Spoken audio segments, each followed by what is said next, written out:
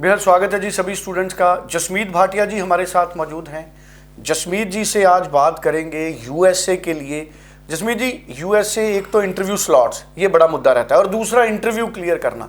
अब मैं आपसे ये जानना चाहूँगा कि यूएसए के लिए स्लॉट्स के लिए तो आपकी टीम लगातार काम करती है, जैसे ही ओपन होते हैं आप लोग बुक करते हो, लेकिन इंटरव्यू में कौन से ऐसे क्वेश्चंस हैं जिनकी आप प्रेपरेशन कराते हो? अगर जो फ्रीक्वेंटली क्वेश्चंस पूछे जाते हैं अगर आप उनको एक्सप्लेन कर सकें।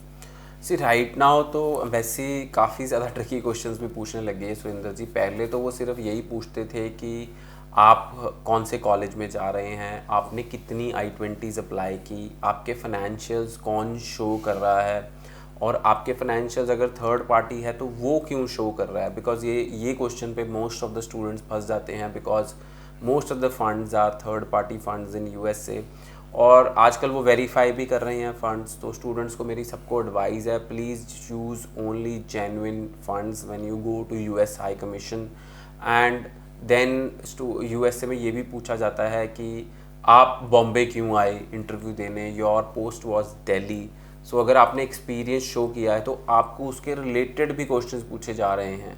सो अभी रिसेंटली हमारा एक स्टूडेंट था, उसने बीटेक आईटी की थी, तो उससे पूछा कि अगर आपने कोई प्रोजेक्ट किया है, वो प्रोजेक्ट कौन सी लैंग्वेज में किया था। तो काफ़ी ज़्यादा टेक्निकल क्वेश्चंस भी पूछने लगे हैं, बिकॉज जेन्युइन एप्लीकेशंस बहुत कम जाती हैं यूएसए में। नॉर्मली पंजाब से हमारे स्टूडेंट सिर्फ वो पहुंच जाते हैं यूएसए की। सो स्टूडेंट्स देखो, फर्स्ट थिंग तो मेरे को लगता है जो सबसे इम्पॉर्टेंट है वो ये है कि आप नेचुरली अपने क्वेश्चंस आंसर करें, रट्टा मार के मत जाएं, मग अप ना करें, और ऑनेस्टी से अपने क्वेश्चंस को आंसर करें। The chance of getting visa is higher. Normally आज की डेट में बहुत बड़े बड़े बोर्ड लगे हुए हैं कि स्टडी इन यूएसए, इतने पैसों में, उतने पैसों में। See this is all I will tell you कि ये सिर्फ एक मैं कहूँगा कि एक कैपेसिटी में सिर्फ मिसगाइडेंस दे रहे हैं। ऐसे बोर्ड्स को देख के आप जब जाते हैं, और इस केसेस में 10 में से सिर्फ एक ही वीज़ा आता है। I-20 के लिए आपसे 20-20, 25-25 हज़ार चार्ज किया जाता है। So whereas I-20 is free by colleges. काफ़ी सारे कॉलेजेस ऐसे हैं जो I-20 फ्री देते हैं, अगर चार्ज भी करते हैं तो $50 या $100 ही चार्ज किए जाते हैं।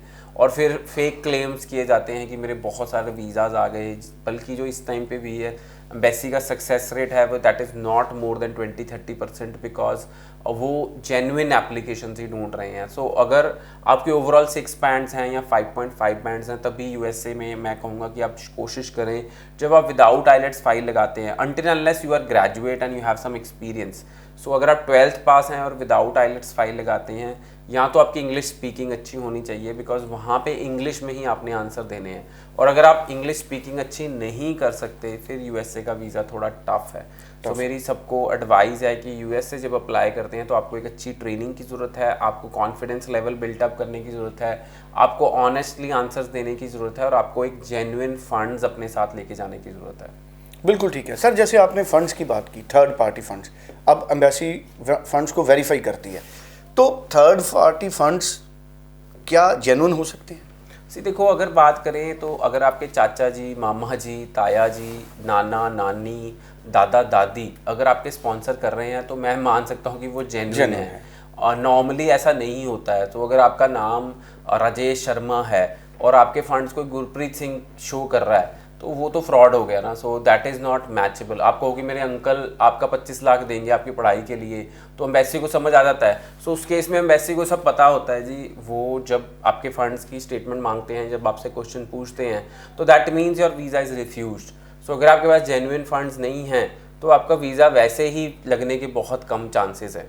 सो स्टूडेंट्स इस टाइम पे यूएसए जो अपॉइंटमेंट्स हैं वो भी they are taking 3 to 4 months of time to get an appointment from USA.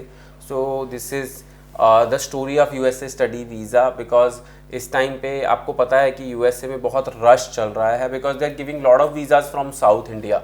पर नॉर्थ इंडिया की बात करें तो उनको जेन्युइन स्टूडेंट्स ही चाहिए। और अगर आप जेन्युइनली पढ़ना चाहते हो, there are affordable universities, there are affordable colleges which are in USA. So आप उनको कह सकते हैं कि आप अफोर्डेबल यूनिवर्सिटी में जा रहे हैं, आप अफोर्डेबल कॉलेजेस में जा रहे हैं, बिकॉज उसमें कोई गलत बात नहीं है। बीइंग ऑनेस्ट में कोई गलत बात नहीं है।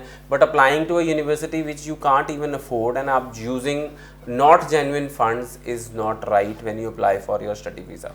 चलिए, बड़ी इंपॉर्टेंट बात यूएसए के लिए जसमीत जी ने हमारे साथ शेयर की है। 9041390412 आप लैंडमार्क इमिग्रेशन के साथ संपर्क करें। व्हाट्सएप नंबर पे जसमीत जी को व्हाट्सएप कर सकते हैं। Thank you so much sir. Thank you so much.